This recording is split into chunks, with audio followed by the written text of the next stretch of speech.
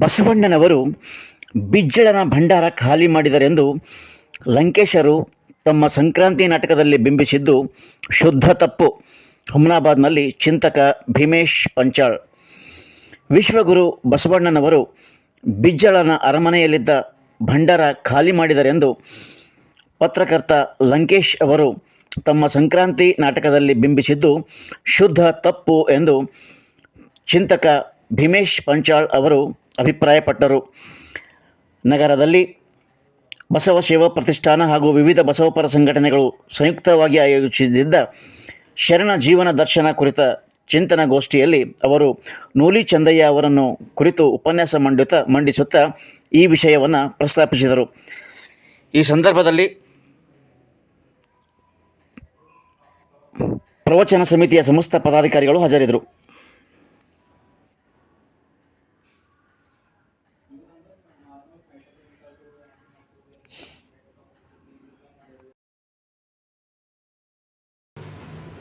ವೈಭವವಾಗಿ ಮೆರೆಯುತ್ತಿತ್ತು. ಭಾಳ ಜನ ಕಲೆಯವರು ಲಂಕೇಶ್ ಅವರು ಸಂಕ್ರಾಂತಿ ನಾಟಕದಲ್ಲಿ ಬೇರೆ ಬೇರೆ ವಿಡಂಬಾತ್ಮಕವಾದ ಮಾತುಗಳನ್ನು ಸಹ ಬರೆದಿದ್ದಾರೆ. ಬಸವಣ್ಣನವರು ಬಿಜ್ಜಳನ ಭಂಡಾರವನ್ನೇ ಖಾಲಿ ಮಾಡಿಬಿಟ್ರು. ಇಲ್ಲ, ಇದು ಶುದ್ಧ ತಪ್ಪು. ಬಸವಣ್ಣನವರ ಕಾಲದಲ್ಲಿ ಶರಣರೆಲ್ಲರೂ ಕಾಯಕವನ್ನು ಕಂಪಲ್ಸರಿ ಮಾಡಿಕೊಂಡ್ರು. ಯಾರೂ ಕಾಯಕವಿಲ್ಲದೆ ಪ್ರಸಾದ ಸೇವಿಸಬಾರದು. ಇದು ಮೊದಲನೇ ಲಿಂಗಾಯತ ಧರ್ಮದ ಸಿದ್ಧಾಂತ.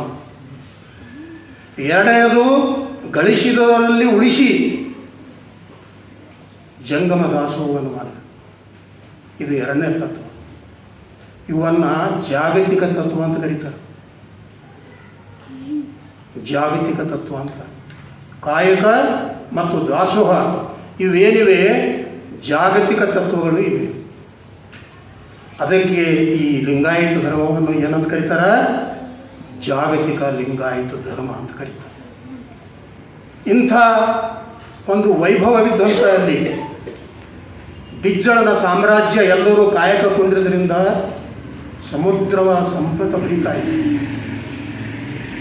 ಹೇಳ್ತಾರೆ, ಕಲ್ಯಾಣದಲ್ಲಿ ಹಾಲಿನ ಹೊಳೆ ಹೀಗೆ, ಅಲ್ಲಿ ಕೊಡುವವರುಂಟು ಬೇಡುವರಿದ್ದಾರೆ. ಎಂಥ ಸಾಮ್ರಾಜ್ಯ ರೀ ಅಣ್ಣಂದು, ನೆನೆಸ್ಕೋಬೇಕು. ಅಂಥ ಸಾಮ್ರಾಜ್ಯ ಕಟ್ಟಿದ. ಇದನ್ನೆಲ್ಲ ನೋಡಿದಂಥ ಜನ ಬಸವ ಕಲ್ಯಾಣದ ವೈಭವ, ಬಸವಣ್ಣನವರ ಕೀರ್ತಿಯನ್ನು ಕೇಳಿರ್ತಕ್ಕಂಥ ಈ ನಾಡಿನ ಹೊರನಾಡಿನ ಹೊರದೇಶದ ಜನ ತನ್ನ